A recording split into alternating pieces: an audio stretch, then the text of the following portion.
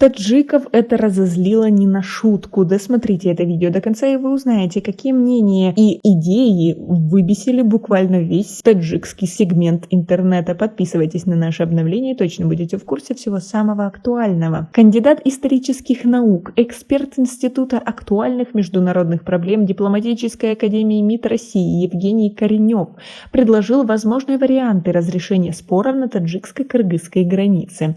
Одним из неплохих способов могло бы стать усиление приграничного контроля, считает эксперт. При этом он пояснил, что у обеих республик нет таких средств, чтобы качественно его обеспечивать. Необходимо иметь в виду и неспокойный центральноазиатский регион, считает Коренев. У Таджикистана есть опасный участок границы с Афганистаном, поэтому ему приходится задействовать свои силы и на других направлениях, пояснил эксперт. По его словам, у сторон не хватает готовности идти на определенный компромисс. Если на политическом уровне после каждого инцидента достигается соглашение об отводе сил и средств, то на бытовом, на уровне погранзастав мы этого не видим, рассказал Коренев. Еще одним решением споров могло бы стать заключение долгосрочных соглашений между пограничными службами государства. Коренев подчеркнул, что повлиять на противоречия Таджикистана и Кыргызстана могло бы появление третьего игрока. Страны предоставлены сами себе, однако у них нет реальной политической воли договориться в долгосрочном плане о нормализации обстановки. Здесь, конечно, должна быть третья сила, считает эксперт. Она не должна разыгрывать свои геополитические ходы, как это делали американцы или Великобритания. Это будет авторитет, который пользуется доверием с обеих сторон. Он мог бы способствовать нормализации обстановки и был бы сам в этом заинтересован, заявил Коренев. Таким игроком могла бы стать, угадайте кто, конечно же, Россия, отметил он.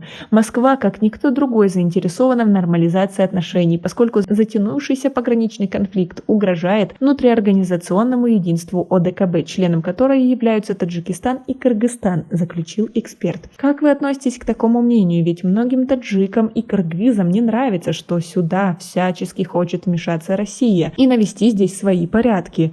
Как вы думаете, это хорошо бы было или плохо? Свои ответы напишите нам, пожалуйста, в комментарии. Источником конфликтов на таджикско-кыргызской границе может быть Запад. Об этом в разговоре заявил кандидат исторических наук, доцент Саратовского национального исследовательского государственного университета имени Чернышевского, тот же Евгений Коренев. У Запада могут быть определенные планы по дестабилизации обстановки в Центральной Азии для того, чтобы отвлечь внимание России на эти вопросы, считает эксперт.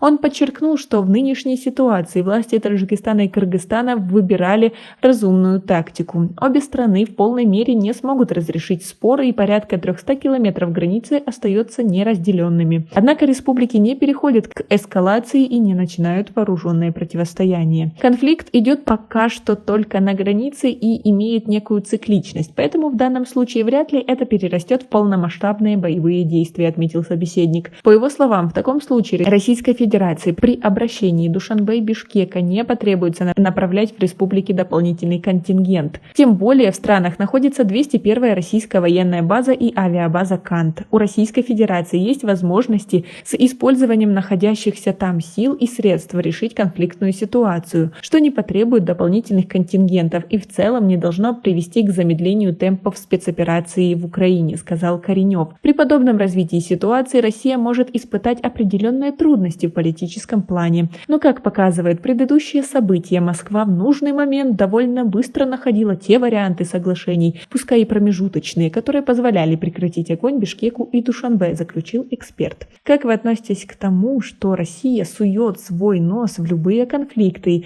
и считает, что лишь она готова все решить? И это действительно заметно по всем экспертам и профессорам разных институтов в России. Как вы относитесь, в принципе, к таким взглядам и к такой политической обстановке? Свои ответы напишите нам, пожалуйста, в комментарии.